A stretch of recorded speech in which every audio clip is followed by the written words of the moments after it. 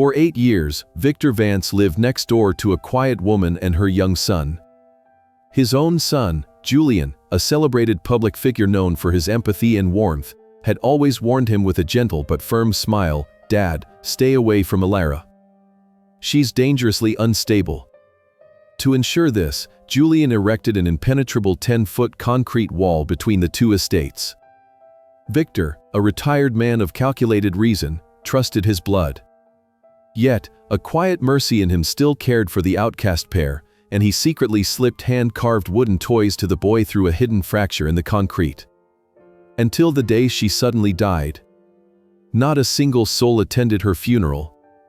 As Victor stood alone under the pouring rain, a lawyer approached and handed him a sealed wooden box. When the old man finally opened it in the shadowy silence of his study, the revelation inside was so chilling it nearly shattered his lifelong iron composure. In that single, suffocating moment, Victor realized the horrifying truth: the most dangerous monster in this story was not the woman behind the wall, but the son he trusted the most. The heavy oak doors of the study were locked shut, isolating Victor from the storm raging outside. Only the rhythmic drumming of rain against the stained glass windows broke the suffocating silence of the room. He sat motionless in his leather wingback chair, the dim light of a brass reading lamp casting long, distorted shadows across the mahogany desk. Spread before him lay the contents of the wooden box, a grotesque mosaic of deceit that meticulously dismantled every illusion he held about his family. Victor reached out with a steady hand, his knuckles white, and picked up the first document. It was a certified medical report from a private genetic testing facility. The bold letters across the top glared back at him, confirming what his heart had perhaps intuitively known every time he looked through that crack in the concrete wall. Probability of relationship, 99.9%. Leo was not just the child of a deranged neighbor. The boy was Julian's biological son. He was Victor's own flesh and blood, a grandson deliberately erased from existence, hidden away like a shameful secret while Julian paraded his flawless moral image before millions of adoring followers. Beside the laboratory results lay a small, worn leather diary. Victor opened it, the pages brittle and stained with what looked like dried tears. It was Alara's voice, resurrected from the grave. He read through her frantic, elegant handwriting, absorbing the timeline of her living nightmare. She detailed how Julian had seduced her 9 years ago, only to orchestrate a devastating fire that ruined her family's business and drove her father to despair, all to absorb their investment fund into his own empire. When she discovered the truth and realized she was pregnant, Julian had locked her away in a labyrinth of psychological torment. He wielded his public persona as a weapon, painting her as a delusional stalker, ensuring no one would ever believe her frantic pleas for help. The final pieces of evidence in the box were pristine bank statements and legal injunctions. They painted a clear, irrefutable picture of financial strangulation. Julian had systematically drained her resources, paying off authorities and private investigators to keep her trapped behind the 10-foot wall, drowning in poverty and fear. He had weaponized his wealth and his manufactured aura of healing to slowly suffocate the mother of his child. For a long time, Victor simply sat there. A lesser man might have wept, reached for the telephone to demand answers, or shattered the crystal decanter resting on the edge of the desk. Victor did none of these things. He was a man who had spent his youth swimming in the darkest, most treacherous waters of the corporate and criminal underworld. He had been a fixer, a silent orchestrator of power, a man who built empires and buried problems with surgical precision. He had retired, hoping his son would walk a path of genuine light. Instead, he saw now that Julian had merely inherited his father's capacity for ruthlessness, cloaking it in a repulsive disguise of spiritual enlightenment and universal love. The grief of a betrayed father burned away in a matter of seconds, leaving behind something far colder and infinitely more dangerous. The dormant instincts of the old godfather awoke. He looked at the glossy magazine cover resting on the corner of his desk, featuring Julian's smiling face and the headline championing his latest philanthropic foundation. The smile no longer looked worn. It looked like the predatory grin of a parasite. Victor picked up his lit cigar from the crystal ashtray. He took one final, slow draw, letting the thick, acrid smoke fill his lungs before exhaling it into the shadows of the room. With deliberate, crushing force, he ground the burning cherry into the glass until nothing remained but a smear of black ash. There would be no shouting. There would be no immediate confrontation. Julian thrived on emotional manipulation, feeding on the reactions of others to maintain his illusion of supremacy. To defeat an enemy who wore the armor of a saint, Victor knew he had to become a ghost. He carefully gathered the documents, placing them into a fireproof safe hidden behind the bookshelves. The first imperative was clear. He had to secure his grandson. He needed to claim Leo before Julian's sprawling, invisible machinery could sweep the boy into the dark abyss of the foster care system, or somewhere far worse. Victor straightened his posture, adjusted the cuffs of his tailored shirt, and prepared to step back into the ruthless world he had sworn to leave behind. Victor did not wait for the morning light to breach the horizon. He picked up a secured, encrypted telephone, dialing a private number he had not used in over a decade. The voice on the other end was gravelly and cautious, belonging to a Supreme Court judge whose political career Victor had quietly salvaged 20 years prior. No pleasantries were exchanged. Victor outlined his demands with surgical precision. He required immediate, uncontested temporary legal guardianship of an 8-year-old boy named Leo Thorne. He bypassed the bloated bureaucracy of the state, intentionally circumventing the child protective services that Julian would undoubtedly try to manipulate with his celebrity influence. By sunrise, exorbitant sums of untraceable money had moved through offshore accounts, and expedited emergency petitions were stamped and sealed behind heavily guarded, closed doors. Before Julian could even orchestrate a public statement expressing his manufactured grief over his neighbor's tragic accident, Victor possessed the unassailable legal authority to claim his grandson. The extraction was swift and entirely silent.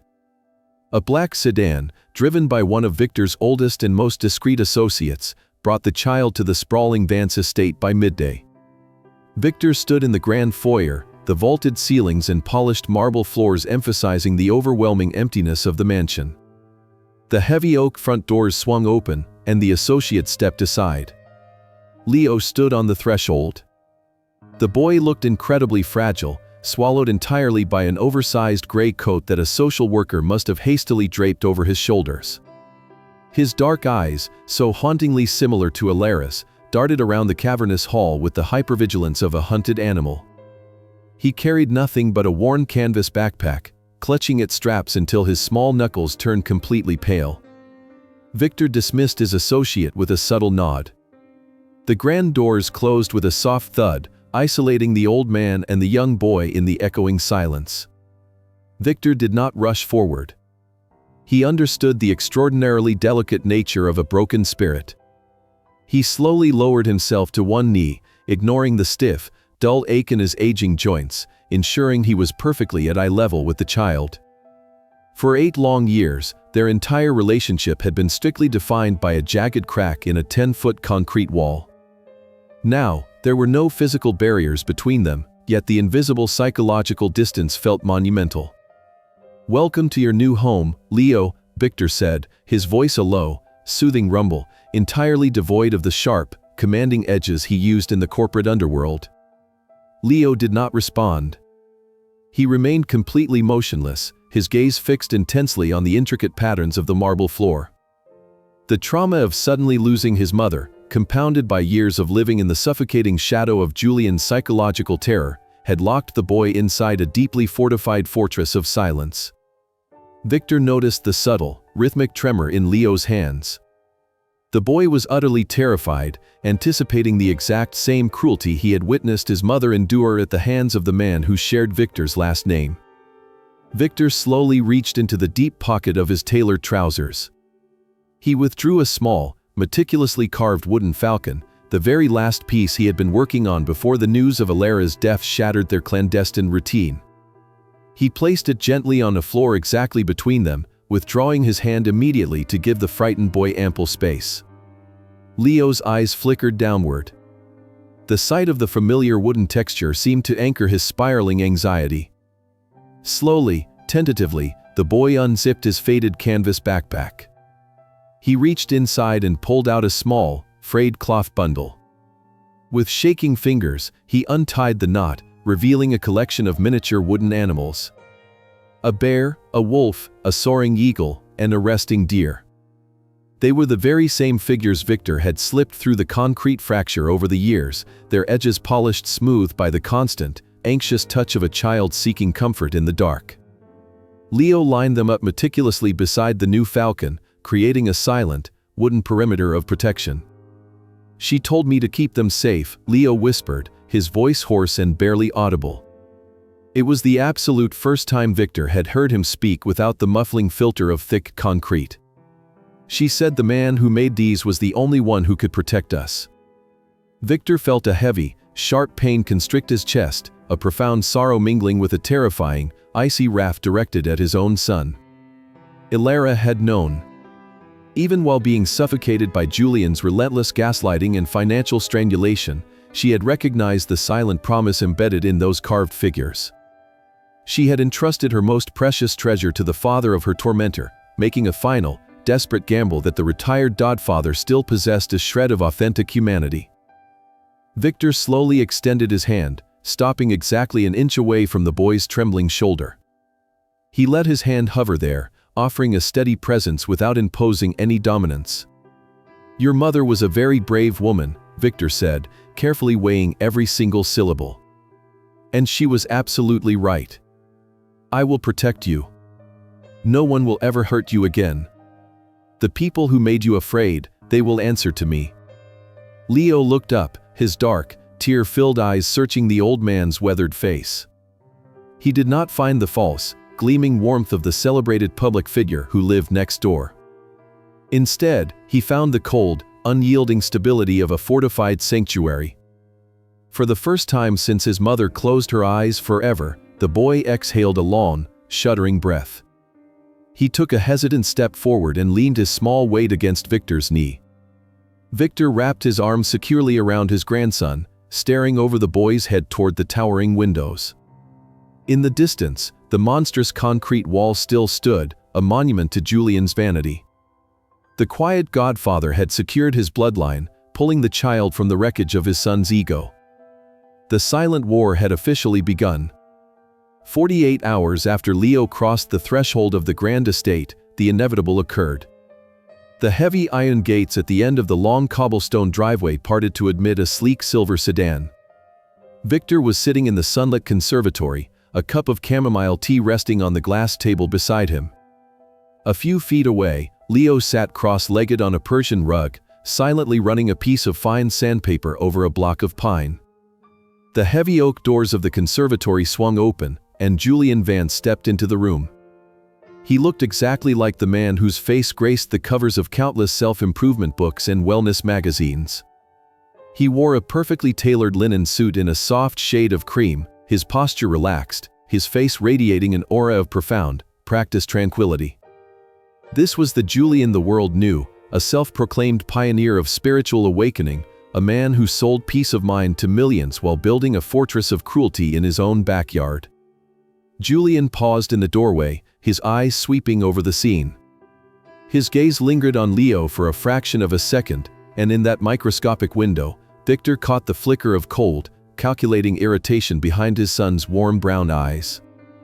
Then, the flawless mask slipped back into place. "Dad," Julian said, his voice a rich, comforting baritone. He walked across the room with measured, graceful steps and knelt briefly to place a gentle, completely unwanted hand on Leo's shoulder. The boy immediately stiffened, his knuckles turning white as he gripped the piece of pine, but he remained completely silent. Julian stood up, offering Victor a smile filled with manufactured sorrow. "I came as soon as I heard. The news about Ilara is an absolute tragedy. I know she had her severe mental struggles, but no one wishes for an end like that." Victor looked up at his son. The old godfather felt a surge of lethal rage so potent it nearly blinded him. He thought of the fire, the forced isolation, the concrete wall, and the meticulously orchestrated destruction of the woman Julian was now mourning with such poetic grace. But Victor Vance was a master of a much older, darker game. He forced the rage down into the freezing depths of his chest. Instead of confronting the monster, Victor let his shoulders slump. He allowed his hands to tremble very slightly as he reached for his teacup. He deliberately misjudged the distance, causing the porcelain cup to clatter loudly against its saucer, spilling a few drops of hot liquid onto the pristine glass table.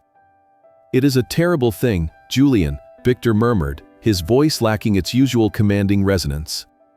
He intentionally adopted the cadence of a tired, sentimental old man, a man slowly losing his sharp edges to the relentless march of time. The house was so empty.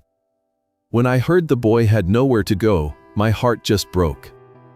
I am an old man, Julian. I suppose I just wanted a little life back in these echoing halls. Julian took the seat opposite his father, leaning forward with an expression of deep, clinical concern. He steepled his fingers, a signature gesture he used during his massive public seminars when addressing trauma. "Your compassion is beautiful, Dad." "It truly is," Julian began, his tone dripping with therapeutic condescension. "But you must look at the reality of this situation. Ilara was profoundly unwell.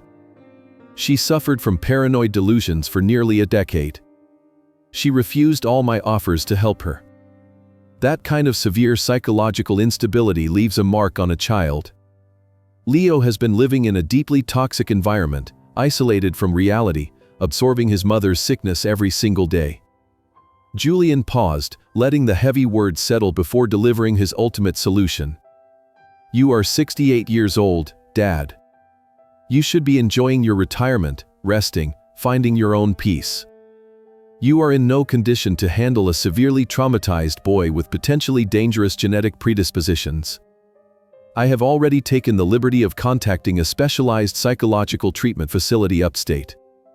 They are absolute experts in childhood trauma and behavioral rehabilitation. It is a beautiful place.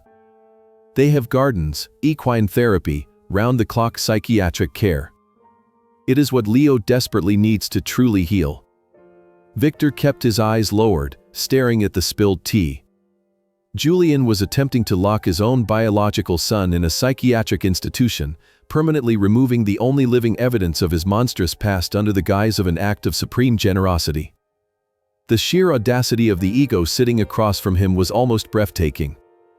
Victor slowly raised his head, forcing his eyes to look slightly clouded, slightly confused. "An institution? But he is so small, Julian. And he is so quiet. He does not cause any trouble at all. We just sit here and carve wood. Let an old man have some company for a little while. Just a few weeks. Please." The plea was a masterstroke. Julian searched his father's face, looking for the sharp, calculating patriarch who had once ruled the city's underbelly. He found nothing but a lonely, decaying grandfather pleading for a fleeting connection. A deeply satisfied gleam flashed in Julian's eyes. His ego, bloated by years of absolute control and public adoration, readily accepted the narrative that his formidable father had finally grown weak and sentimental. "All right, Dad," Julian said softly, offering a smile of magnanimous compromise. "A few weeks. But we must prioritize his long-term mental health. We will monitor him closely. If he shows any signs of his mother's instability, we have to do the right thing for his own good." Julian stood up, smoothing the front of his flawless linen suit. He leaned down and kissed the top of Victor's head, an act of supreme dominance disguised as affection. Victor closed his eyes, enduring the touch of the parasite, memorizing the profound disgust it invoked. "Take care of yourself, Dad. Do not let this burden you," Julian said softly, turning to leave. Victor watched his son walk out of the conservatory, the heavy oak doors closing softly behind him. The old man sat motionless for a long time, the fabricated weakness draining from his posture, replaced once again by the cold, unyielding tension of a drawn bowstring. Julian believed he had successfully pacified a senile old man. He had no idea he had just stepped blindly into the executioner's chamber.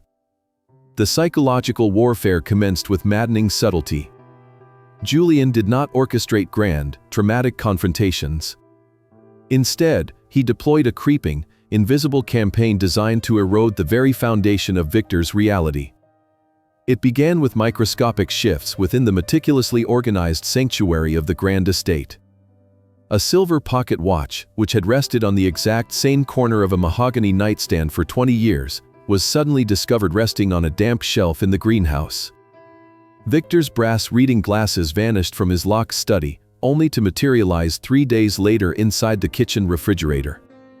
Julian had clearly compromised the household staff, planting invisible agents within Victor's own walls. The objective was agonizingly clear.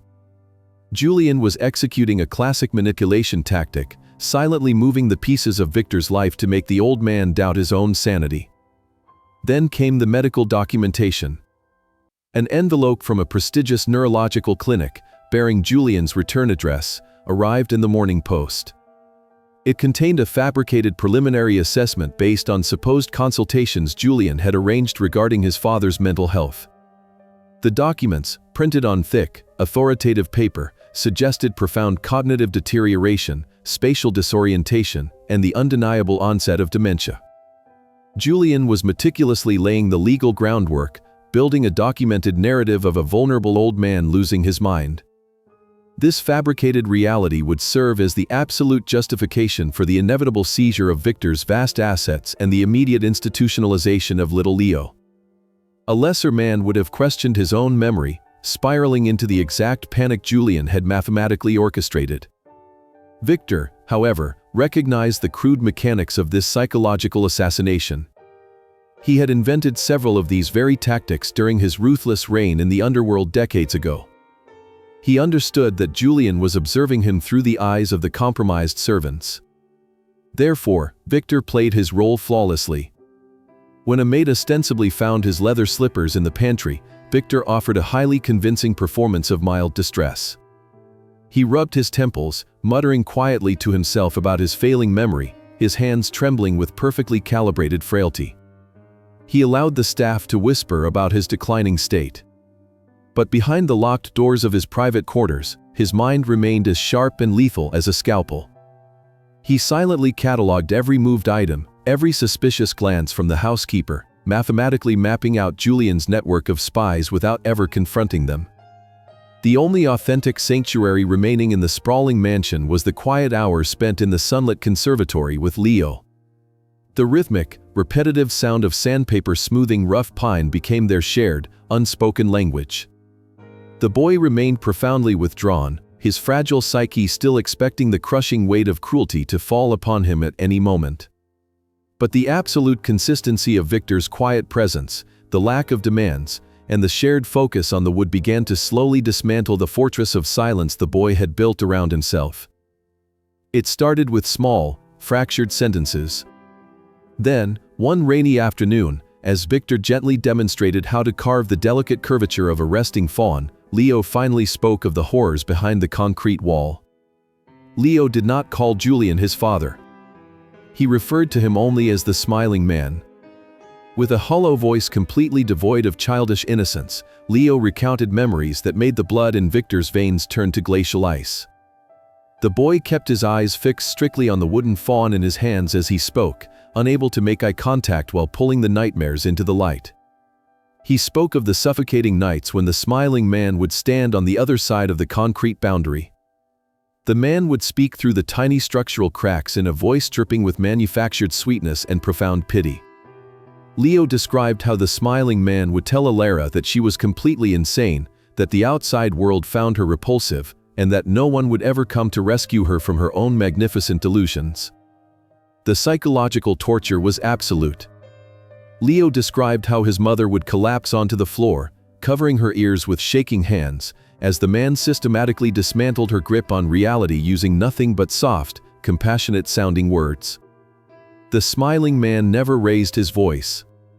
He used the exact same gentle, rhythmic tone he utilized on his famous television broadcasts to convince Alara that she absolutely deserved her imprisonment, that he was the only one who truly understood her sickness. Leo stopped sanding the wood. He looked up at Victor, his dark eyes reflecting a lifetime of terror. He whispered that the smiling man had told Alara to simply go to sleep and never wake up, promising that he would take perfect care of the boy once she was gone. Victor sat perfectly still. The sheer, predatory sadism of his son was now laid bare, stripped of all its philanthropic disguises. Julian had not merely driven Alara to her death. He had orchestrated her psychological execution with the patience of a saint and the cruelty of a demon. Victor reached out and placed his large, weathered hand gently over Leo's small, trembling fingers, stopping the erratic movement of the sandpaper.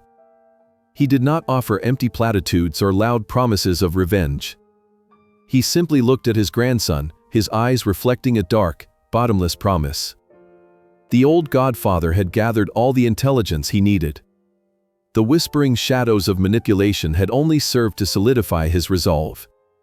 The time for passive observation was rapidly drawing to a close.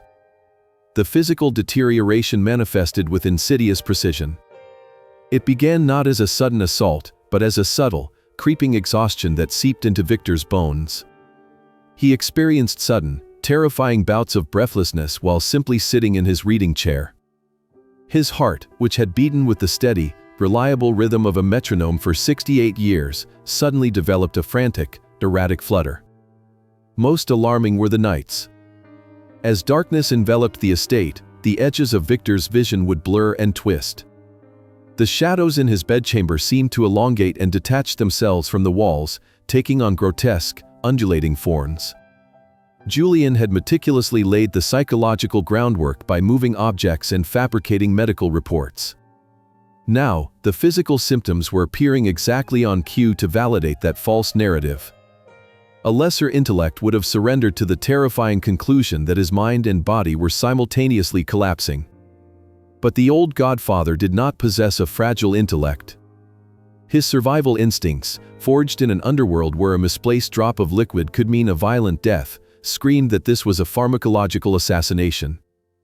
Victor began to meticulously track his symptoms. He noted that the terrifying palpitations and the visual distortions reliably peaked exactly 1 hour after his nightly ritual. For 15 years, Victor had taken a specific, mild beta blocker for his heart, swallowing the small white capsule with a cup of warm Earl Grey tea served by his trusted housekeeper before bed. He could no longer trust the housekeeper. He could no longer trust the amber plastic bottle sitting on his silver tray. In the dead of night, while the compromised staff slept, Victor locked the doors to his study. He poured the contents of his prescription bottle onto the green felt of his desk pad. The capsules looked identical to the medication he had taken for a decade and a half. Same size, same chalky white color, same pharmaceutical imprint. Victor selected 3 capsules, placed them into a sterile glass vial, and sealed it. He then emptied the rest of the tainted pills into a hazardous waste container hidden in his floor safe. Working with steady hands, he refilled the amber bottle with harmless over-the-counter magnesium supplements that perfectly matched the original pills in appearance.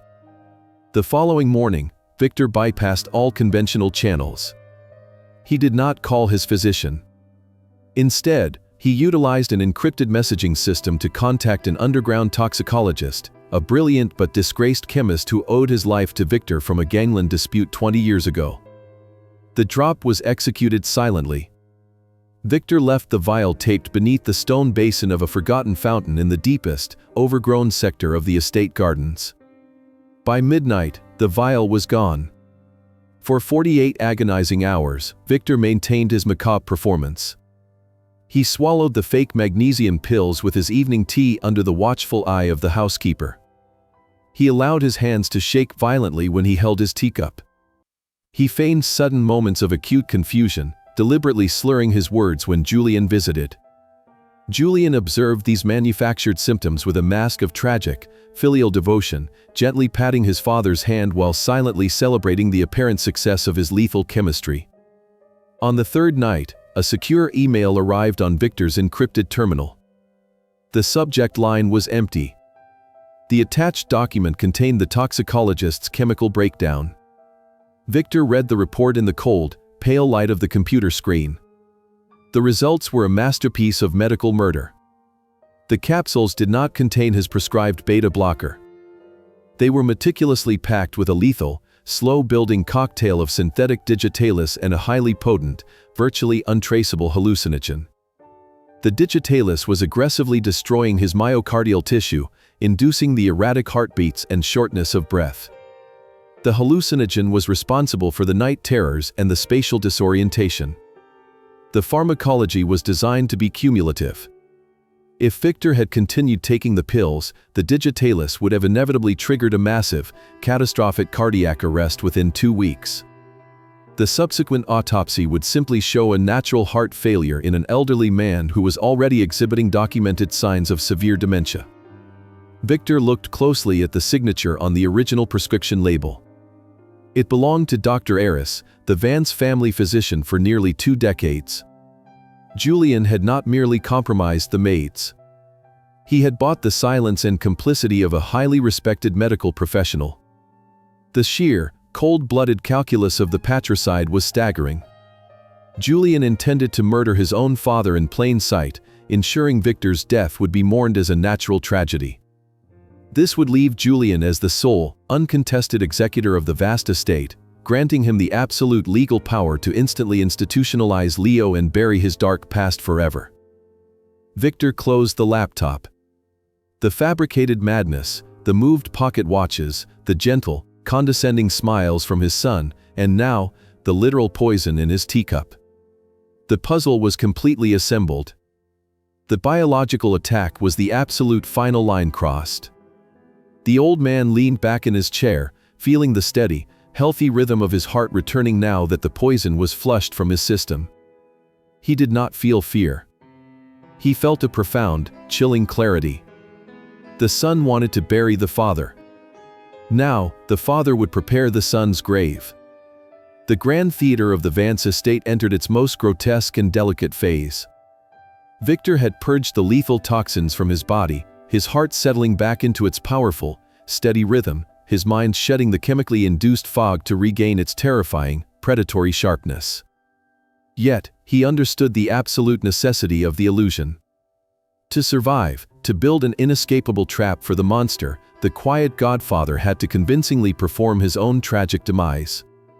Victor confined himself almost entirely to his master suite, emerging only for carefully orchestrated moments. He ordered a heavy, antique wheelchair to be brought up from the storage vaults, insisting to the compromised housekeeper that his legs could no longer bear his weight. He began wearing oversized, silken robes that hung loosely from his frame, deliberately cultivating the appearance of rapid, alarming weight loss. He allowed his usually impeccably groomed hair to become slightly disheveled, and he practiced a vacant, unfocused stare that effectively masked the lethal intelligence burning behind his eyes. Julian's visits became horrifyingly frequent. He arrived almost every afternoon, the picture of the devoted, grief-stricken son. He would glide into the master suite, bringing the scent of expensive cologne and the suffocating aura of his public persona. Julian would pull up a chair beside Victor's bed or wheelchair, taking the old man's supposedly frail, trembling hand between his own perfectly manicured palms. "You look a little paler today, Dad," Julian would say, his voice a masterclass in synthetic empathy. He would stroke Victor's hand, his eyes scanning the room, perhaps checking the level of the fake pills in the amber bottle on the nightstand. "Dr. Aris tells me these episodes of confusion are entirely natural. We just need to keep you comfortable. You have worked so hard your entire life. It is okay to just let go." Victor endured the physical contact, fighting the visceral urge to snap the younger man's wrist. He played his part flawlessly. He would stare blankly at a spot on the wall behind Julian's head, his jaw slack, occasionally muttering disjointed, nonsensical phrases. The ledgers, Julian. The offshore accounts, did you secure the harbor contracts?" Victor would whisper, feigning a sudden regression into memories of his violent, corporate past. Julian would offer a condescending, tragic smile, turning briefly to the housekeeper to ensure she was witnessing this profound mental decay.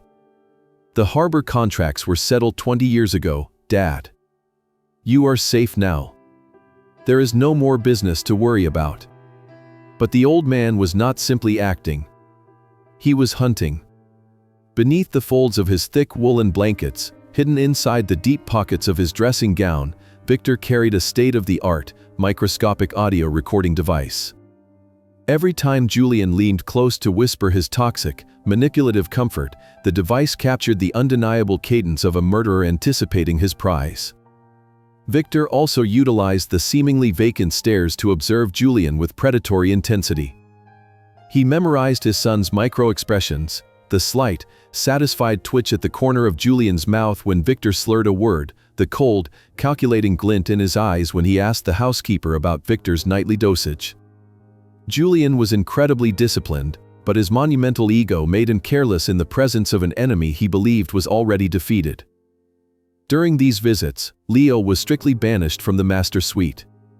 Julian insisted the environment was far too morbid and psychologically damaging for a child already supposedly burdened by his mother's insanity. Victor silently agreed, preferring to keep his grandson far away from the toxic radiation of his son's presence. But during the quiet, late-night hours, when the estate was submerged in sleep and the compromised staff had retreated to their quarters, the theater paused. Victor would rise from the wheelchair, his strength absolute.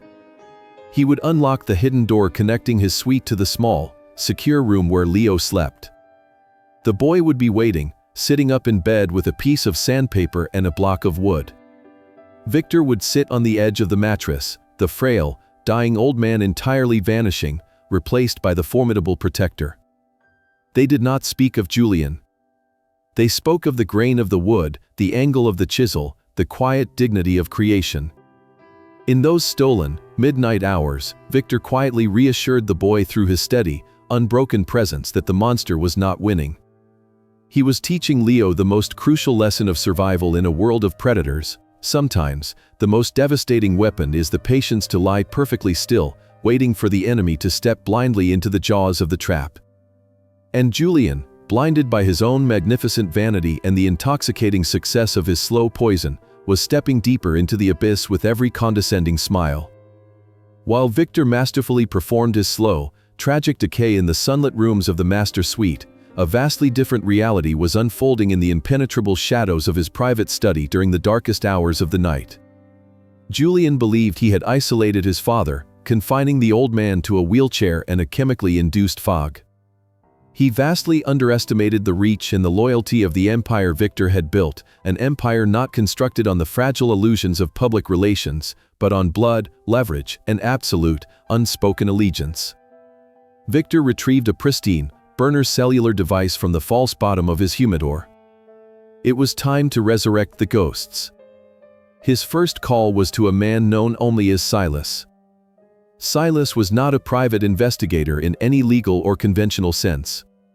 He was a phantom, an elite intelligence operative who had vanished from government registries a decade ago, choosing instead to serve the few men wealthy and ruthless enough to afford his particular set of skills. Victor had saved Silas from a summary execution in Eastern Europe 25 years prior. The debt was absolute.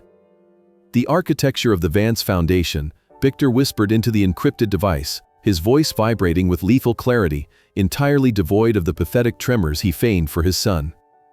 I want it dismantled. Every hidden ledger, every offshore shell company, every non-disclosure agreement Julian has forced upon his victims over the last 10 years. I want the skeletal structure of his empire laid bare on my desk in 5 days. Silas did not ask questions. He merely acknowledged the order with a single, sharp intake of breath and severed the connection. The second call was to a forensic accountant named Evelyn.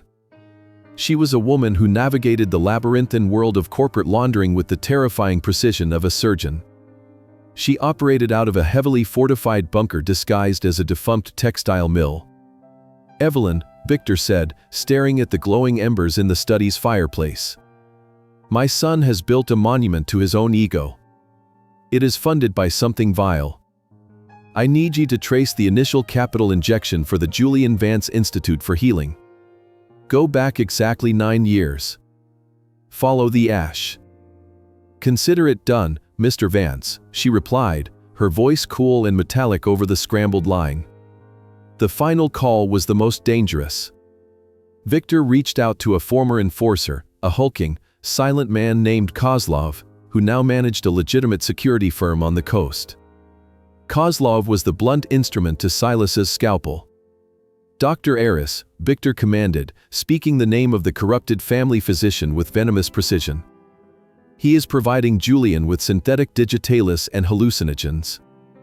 I do not want him harmed. I want him terrified.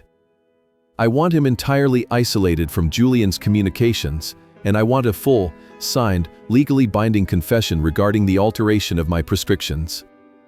Obtain it quietly." With the directives issued, the silent machinery of Victor's old world roared to life. He returned to his bed, slipped back into the oversized robes, and assumed the posture of the dying patriarch just as the dawn began to break. Over the next 96 hours, while Julian sat by Victor's bed, gently stroking his father's hand and whispering about the inevitable peace of the afterlife, a devastating siege was being laid against his public and private fortresses. Silas infiltrated the secure servers of Julian's central headquarters, bypassing firewalls that had cost millions to construct. He extracted thousands of internal emails, psychological profiles of targeted, wealthy donors, and the terrifyingly cynical strategic plans Julian used to emotionally manipulate his followers into draining their life savings for his exclusive spiritual retreats. Evelyn, operating with relentless mathematical fury, cracked the shell companies Julian had established in the Cayman Islands. She began tracing the origin of the massive, sudden influx of wealth that had launched Julian from a minor motivational speaker to a global spiritual phenomenon exactly 9 years ago. The financial trails were convoluted, heavily disguised by layers of aggressive corporate restructuring, but they all converged on a single, catastrophic event. Simultaneously, Dr. Eris found his comfortable, elite lifestyle abruptly interrupted. He awoke in his heavily secured penthouse to find Kozlov sitting patiently in the corner armchair, a silenced pistol resting casually on his massive knee. No violence was necessary. The sheer, overwhelming reality of Kozlov's presence, coupled with the detailed dossiers Kozlov presented containing evidence of Eris's medical malpractice and illegal drug procurement, broke the doctor's resolve in less than 10 minutes. The signed, notarized confession detailing Julian's murderous instructions regarding Victor's medication was secured and immediately transmitted to the encrypted server in Victor's study. On the fifth night, Victor sat in the dim light of his computer screen. The results of the shadow campaign were materializing before his eyes, downloading into organized, encrypted files. The sheer volume of Julian's depravity was staggering. The old godfather watched the progress bar inch toward completion. His son had built a magnificent, glittering tower of lies. Victor now possessed the architectural blueprints, and he knew exactly where to place the explosives to ensure the entire structure collapsed into dust.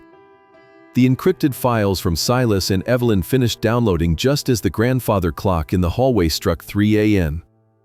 Victor, his mind vibrating with an icy, predatory focus, opened the primary dossier Evelyn had compiled. This was not the petty, cynical manipulation of wealthy donors or the slow, pharmacological murder of a father. This was the foundation stone of Julian's entire empire, the original, unforgivable sin that Alara had desperately hinted at in her final, frantic diary entries. The file was titled simply, "The Thorn Acquisition." Victor adjusted his reading glasses, his eyes scanning the dense financial forensic reports. 9 years ago, the Thorn family, Alara's family, had owned a highly successful, aggressively expanding logistics and supply chain company.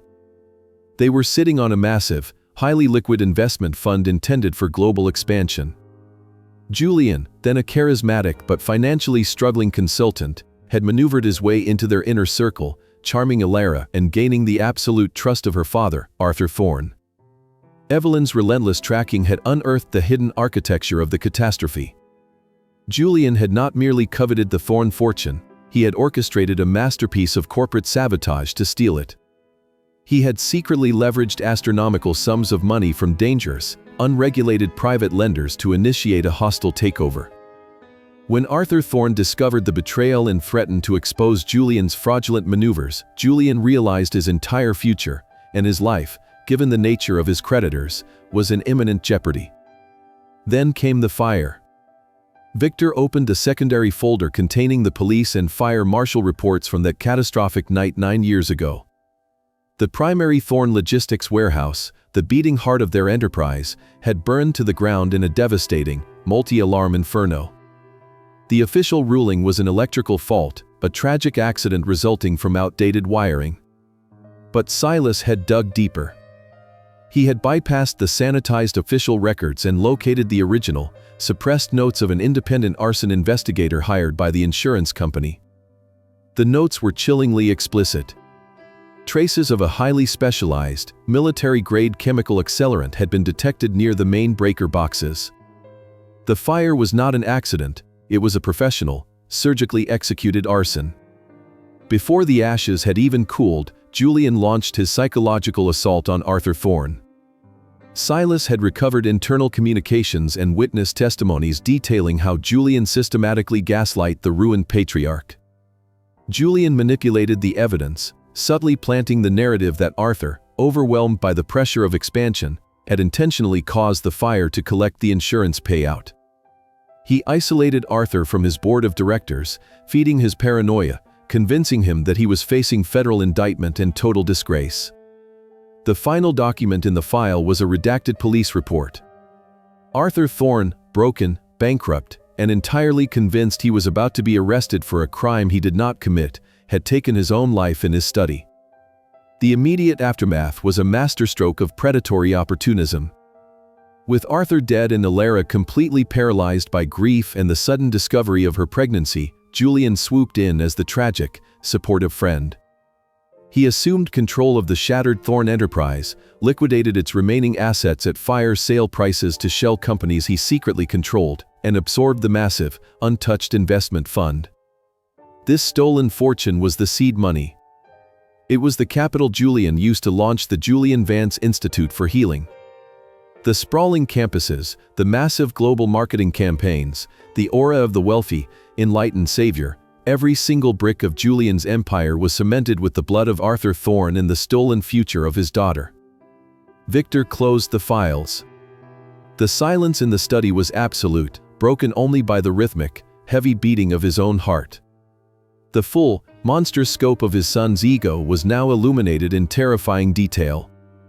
Julian had not simply committed a crime of passion or a sudden act of violence.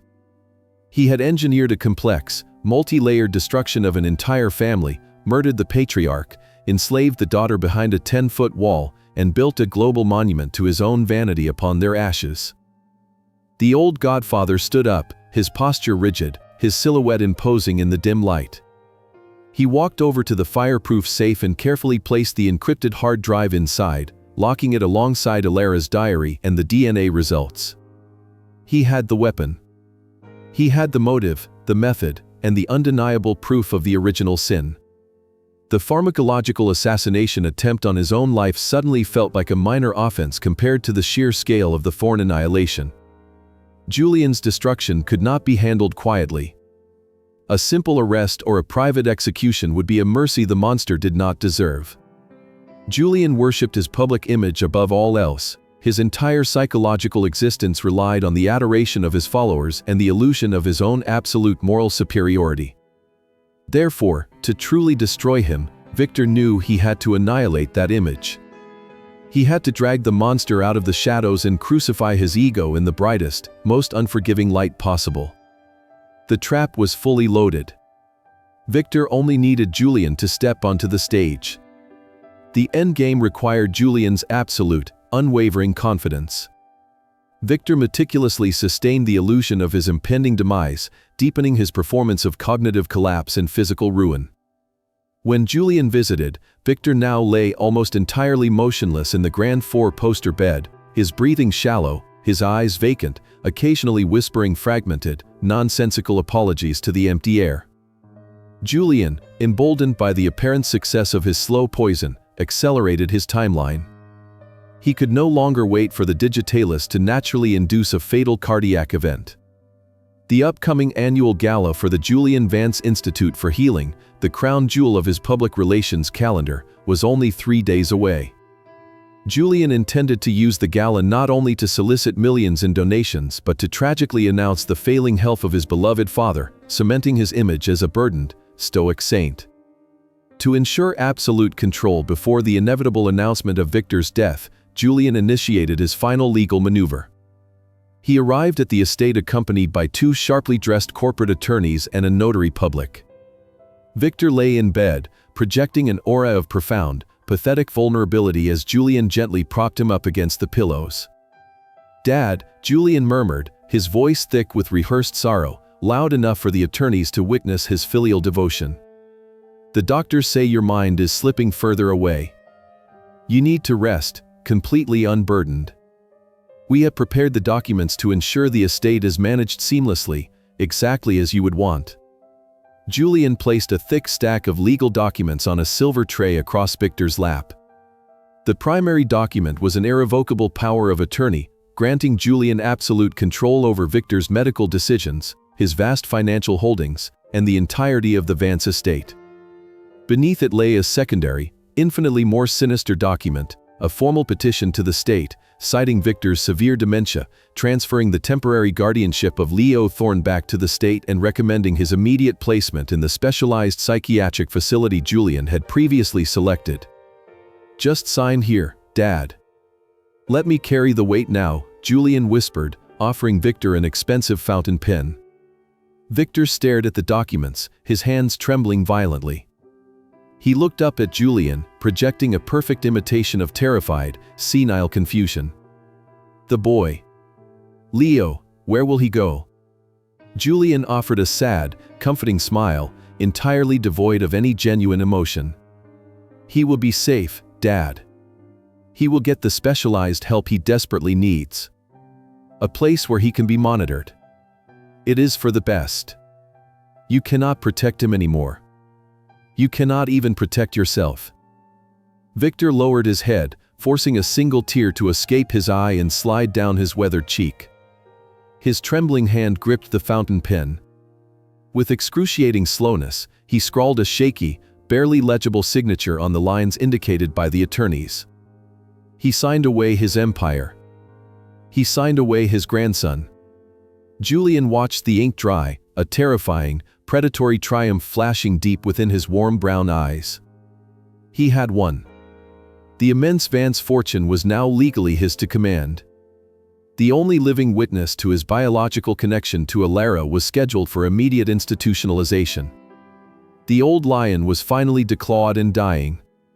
"Thank you, Dad," Julian said smoothly, signaling the attorneys to gather the documents. "I will make you proud." As Julian and his legal team exited the master suite, the heavy doors clicking shut behind them, the profound transformation occurred instantly. Victor sat up, the manufactured trembling completely vanishing from his hands.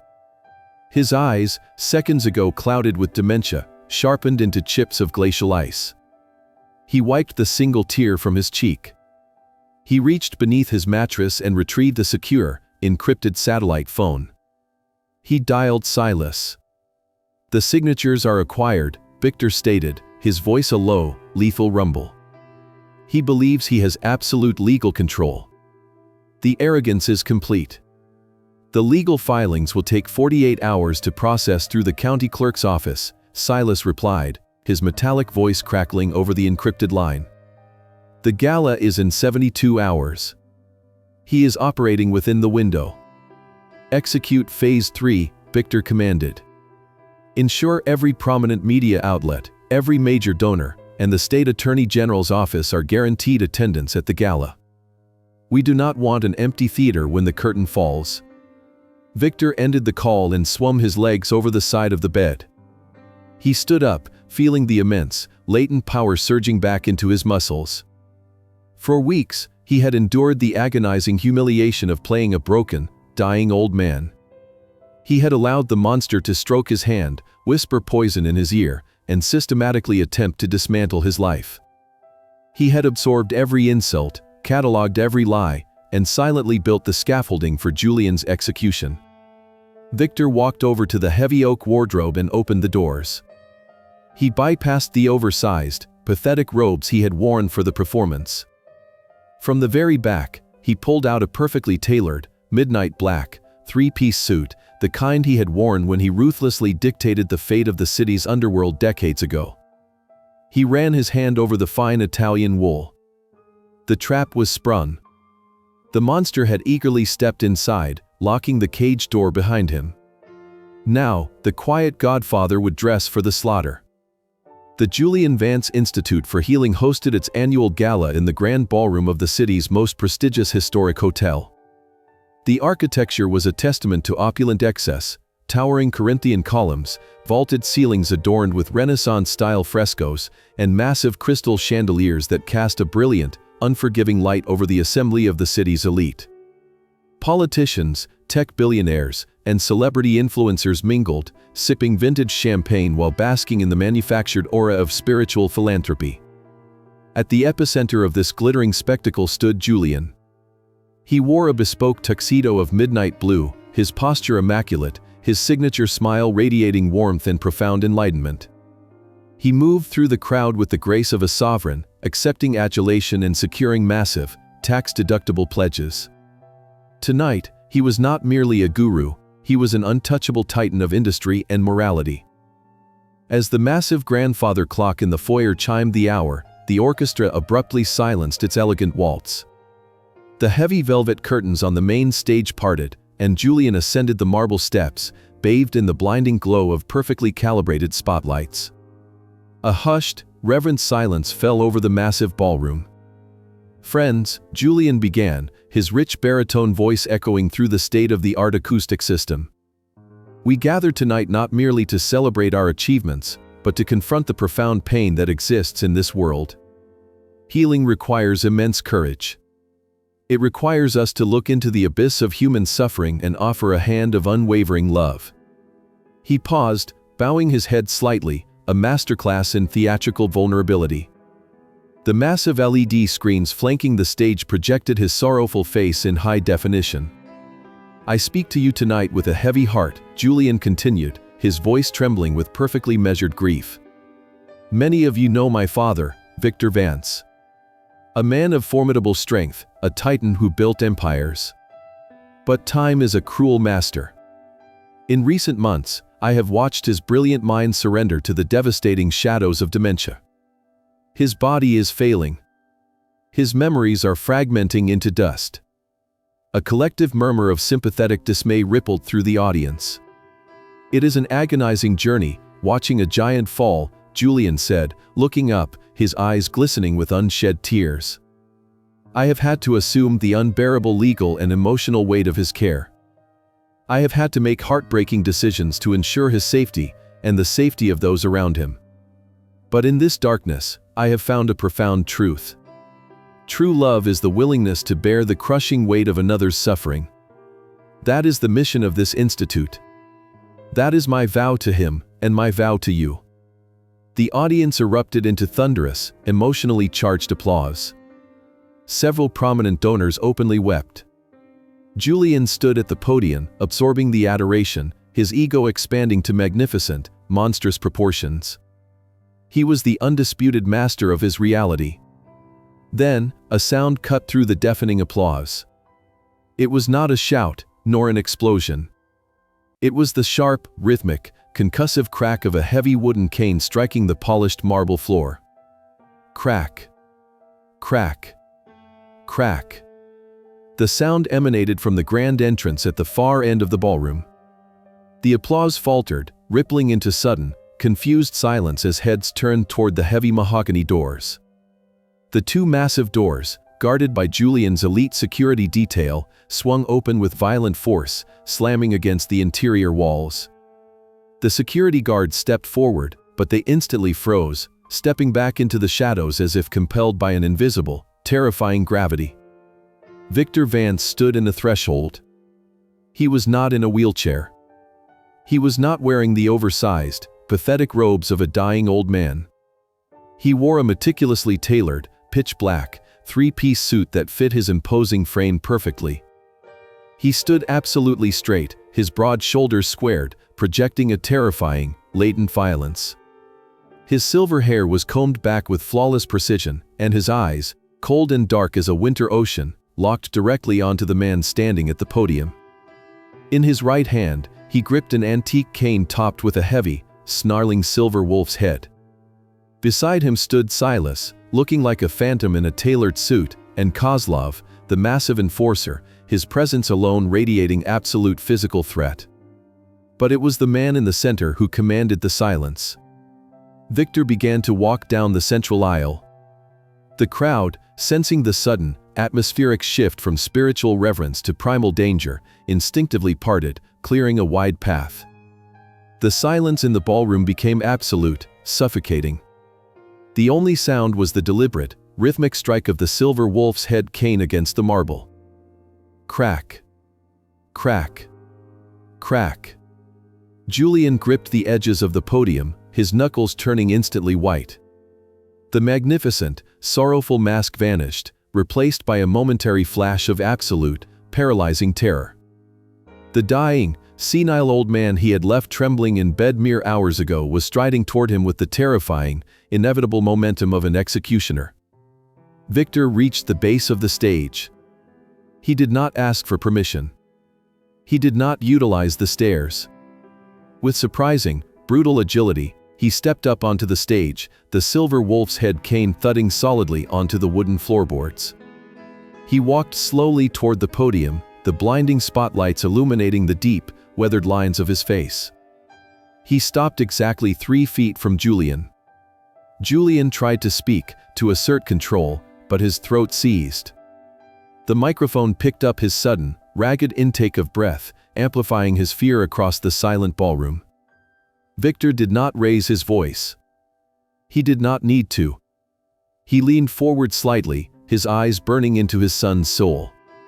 "You always did love an audience, Julian," Victor said, his voice a low, lethal rumble that carried clearly through the hushed room. "So, let us give them a performance they will never forget." Julian swallowed hard, his Adam's apple bobbing sharply against his crisped collar. The sheer, physical reality of Victor standing before him, radiating strength and terrifying clarity, violently short-circuited Julian's meticulously constructed reality. He frantically scanned the room, looking for his security detail, but Silas and Kozlov had already neutralized the perimeter with chilling efficiency. "Dad," Julian hissed, leaning close to the microphone, desperately attempting to salvage the illusion. "You are deeply confused. The dementia, you should be in bed. Someone help him. He is not well." Victor offered a smile, but it was a horrific, predatory expression that chilled the blood of everyone in the front rows. "I assure you, Julian. My mind has never been clearer." Victor did not strike his son. He did not yell. He simply raised his left hand, a subtle, commanding gesture directed toward the sound booth at the back of the massive ballroom. Silas had already compromised the hotel's entire audio-visual network. Instantly, the massive, high-definition LED screens flanking the stage flickered.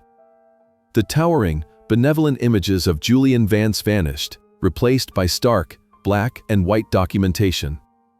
The first image projected was the meticulously notarized confession of Dr. Eris. The text was enlarged, highlighting the lethal chemical breakdown of the synthetic digitalis and hallucinogens, accompanied by a clear, undeniable audio recording of Dr. Eris detailing Julian's explicit instructions to murder his own father. A collective gasp, sharp and horrified, erupted from the audience.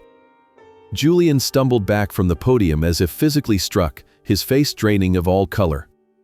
"A tragic decline," you said, Victor's voice boomed through the speakers, deep and unforgiving. "A sorrowful burden you had to bear. You bought my doctor. You poisoned my tea. You intended to stand on my grave and count the inheritance." Before the crowd could fully process the magnitude of the patricide, the screens shifted violently. The undeniable evidence of the Thorn acquisition blazed across the displays. Bank routing numbers, offshore accounts, and the suppressed arson investigation reports detailing the military-grade accelerant used to burn Arthur Thorne's empire to the ground. Then came the audio. It was a recording recovered from Alara's hidden digital archives, a conversation captured through the cracks of the 10-foot concrete wall. The audio filled the cavernous ballroom. It was Julian's voice, but stripped entirely of its warmth. It was cold, metallic, and dripping with sadistic mockery. Asterisk, you are insane, Ilara. Who will ever believe a hysterical woman over a savior? Go to sleep. Never wake up. The boy will be mine, and you will be nothing but a tragic footnote. The silence in the ballroom shattered into absolute chaos. Donors stared in revulsion. Politicians frantically whispered to their aides, desperate to distance themselves from the radioactive fallout. The illusion of the great healer was violently, irrevocably destroyed in less than 60 seconds. Julian's magnificent ego, the massive, fragile structure he had built to shield his hollow soul, collapsed in real time. The flawless posture crumbled. He clawed at his tailored tuxedo collar, gasping for air as if the room had suddenly been vacuumed of oxygen. The mask of the saint was gone, leaving behind the grotesque, panicked visage of a cornered parasite. Lies. Julian screamed, his voice cracking, a high, desperate pitch entirely unlike his usual baritone. He lunged toward the podium, wildly gesturing at the screens. It is a deep fake. He is insane. My father is a criminal, a mobster. He fabricated all of this to destroy me. He turned frantically to the audience, searching for a single face that still believed in him. But he found only disgust, horror, and profound betrayal. The people who had worshipped him moments ago were now looking at a monster. Julian spun back toward Victor, his eyes wild, spittle flying from his lips.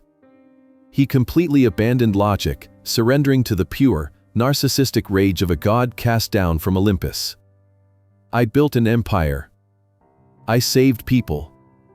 A few sacrifices do not matter. Ilara was weak. Arthur was weak. The world needs me. You need me. Victor stood perfectly still, letting Julian's manic confession echo through the room. The old godfather did not need to dismantle Julian any further. Julian was doing the job himself, broadcasting his absolute lack of humanity, his terrifying solipsism, to the very people he relied upon for existence.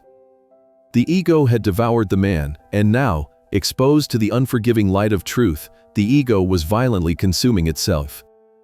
Victor rested his hands on the silver wolf's head cane, watching the total, humiliating annihilation of his son. The wailing sirens bled through the heavy walls of the historic Hotel long before the flashing red and blue lights illuminated the grand windows. Silas had coordinated the precise timing with the federal authorities, ensuring the state attorney general's office received the complete, decrypted data package simultaneously with the visual assault in the ballroom. The doors at the rear of the hall burst open, and a swarm of federal agents, flanked by local police, flooded the aisles. The chaos within the ballroom immediately formalized into a terrifying, rigid order. The agents moved with purposeful aggression, parting the horrified crowd and converging directly on the stage. Julian's manic screaming abruptly died in his throat. He stared at the advancing uniforms, the terrible, concrete reality of his situation finally piercing the fragmented remains of his ego. He was not going to talk his way out of this. His wealth, his celebrity, his carefully curated network of powerful allies had all instantly vaporized the moment Victor displayed the arson and murder evidence. He was completely alone. As two heavily armed agents ascended the marble steps, Julian instinctively retreated, his back hitting the massive, blank LED screen. He looked like a trapped, terrified child. He turned his wide, panicked eyes toward Victor. The monstrous arrogance evaporated, replaced by a desperate, pathetic plea for the one thing he had ruthlessly exploited his entire life, paternal love. "Dad," Julian whimpered, his voice trembling, reaching out a shaking hand toward the old man. "Please.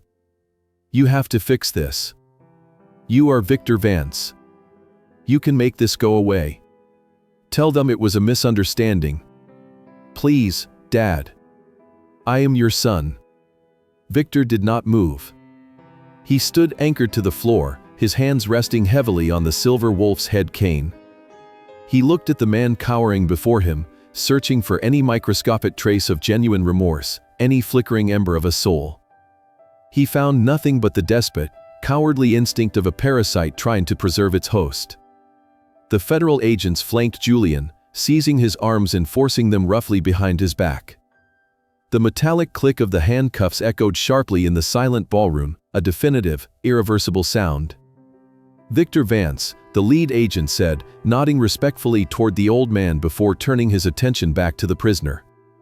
Julian Vance, you are under arrest for conspiracy to commit murder, arson, federal financial fraud, and extortion. As they began to drag him toward the stairs, Julian violently twisted his head back, his eyes locking onto his father one final time.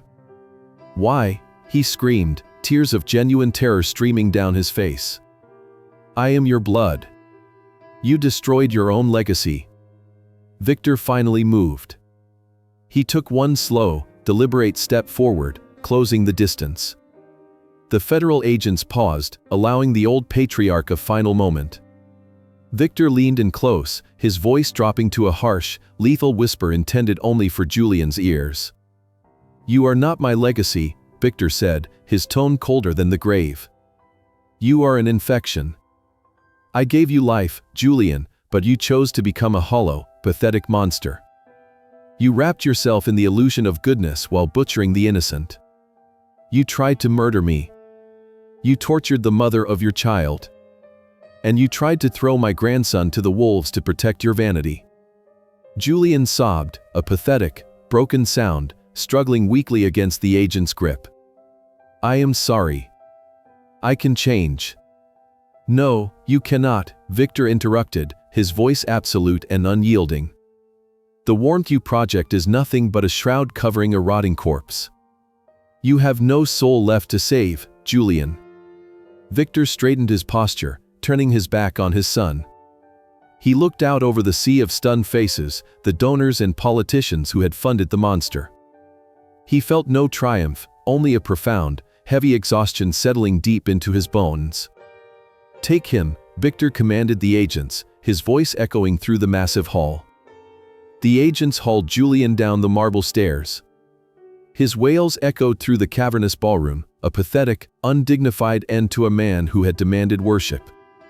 Victor stood alone on the brightly lit stage. He had severed his bloodline to save it. The executioner had delivered the fatal blow, and the quiet godfather finally allowed the terrible, icy wrath in his chest to slowly begin to thaw. The trial of Julian Vance was swift and utterly devoid of the grand theatricality he had always craved. Stripped of his illicit wealth and his manufactured aura of divinity, he was reduced to a remarkably small, hollow man facing the crushing weight of his own actions. The federal judge, openly repulsed by the sheer magnitude of his predatory deceit and psychological cruelty, handed down a sentence of multiple consecutive life terms in a maximum security federal penitentiary without the possibility of parole. Victor did not attend the final sentencing. He had already closed that dark chapter of his life on the stage of the gala. Instead, the old godfather focused his formidable intellect and vast resources on the arduous task of restitution. He utilized his legal team to systematically dismantle the Julian Vance Institute for Healing, liquidating its massive real estate holdings and corporate accounts. Every stolen dollar was meticulously tracked. Victor established a substantial financial trust for the families of the warehouse employees who had lost their livelihoods in the arson 9 years ago. He fully refunded the thousands of vulnerable individuals who had been emotionally manipulated into draining their savings for Julian's fraudulent spiritual retreats. Finally, the original Thorne family fortune was legally restored, cleansed of its bloody history, and placed into an impenetrable trust for its rightful heir. But the most vital act of restoration occurred not in a courtroom or a bank, but in the quiet sanctuary of the Vance estate. On a crisp, bright morning in early spring, a heavy demolition crew arrived at the property line. Victor and Leo stood safely on the grand veranda, watching as the massive yellow machines positioned themselves against the imposing 10-foot concrete wall. With a series of thunderous, earth-shaking impacts, the physical monument to Julian's cruelty fractured, crumbled, and collapsed into rubble. Thick clouds of gray dust billowed into the air, but a strong coastal wind quickly swept them away. For the first time in nearly a decade, unobstructed golden sunlight flooded the previously shadowed corners of the garden, illuminating the vibrant green grass and blooming wild roses that had been hidden in perpetual darkness. The barrier that had isolated Alara and imprisoned her son was completely eradicated. Leo looked up at his grandfather, a genuine, unburdened smile breaking across his young face. The boy was undeniably healing. The night terrors and the suffocating anxiety had slowly faded over the passing months, replaced by the quiet, steady rhythm of a life built on absolute, unshakable trust. Victor gently guided the boy to the wooden steps of the sunlit porch. They sat down side by side, bathed in the warmth of the morning. Victor reached into the pocket of his cardigan and handed Leo a fresh, unblemished block of rich cedar wood and a small, perfectly sharpened carving tool. They did not speak. They did not need to. The old man and the young boy simply began to carve together, carefully scraping away the rough exterior to reveal the beautiful, enduring core hidden within. The shadows of deceit were finally banished from their home, leaving behind a profound and unbreakable peace. This brings us to the end of our story. The chilling journey of Victor and Julian Vance leaves us with a profound life lesson about the human condition. It reminds us that the most dangerous monsters do not always hide in the dark shadows. Sometimes, they stand in the brightest spotlights, wearing the absolute perfect masks of empathy, warmth, and virtue. True goodness is never found in loud, public declarations or grand, self-serving monuments built on the suffering of others. It is found in quiet integrity, in the silent courage to protect the innocent, and in the agonizing bravery required to face the truth, even when that truth forces you to cut away someone you once loved. The illusion of the ego is a fragile prison that will inevitably crumble, but genuine love, righteous justice, and quiet strength will always endure the test of time. How did this story make you feel today? Have you ever encountered a situation in your own life where a beautiful, perfect facade hid a dark and complicated reality? Please share your thoughts and feelings in the comments section below. We truly want to listen to the emotions, experiences, and perspectives from deep within your heart. If you found value and emotional resonance in this story, please click the subscribe button, like this video, and share it with your friends and family so you can listen to many more captivating and dramatic stories every single day. We want to wish everyone watching this video absolute good health, a joyful life, and profound peace in your heart every single day. Goodbye, and we will see you in the next video.